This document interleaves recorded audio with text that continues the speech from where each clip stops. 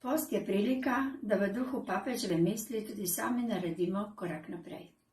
Naj bodo tokrat zame, zate in za nas izziv 6 besed iz molitve svetega Frančiška Asiškega, in sicer, kjer je žalitev, naj prinašam odpuščanje.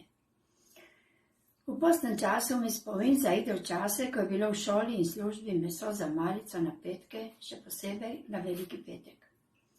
Nekateri so izzivali, drugi so se posmehovali, tretji so pač bili tiho in rekli hvala, ne bi.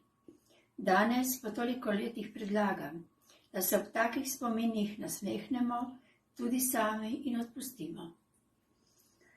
Družba in kristjani smo, hvala Bogu, šli korak naprej in ugotovili, da post ni prepovedovanje, temveč zavestna odločitev posameznika za rast duha in srca.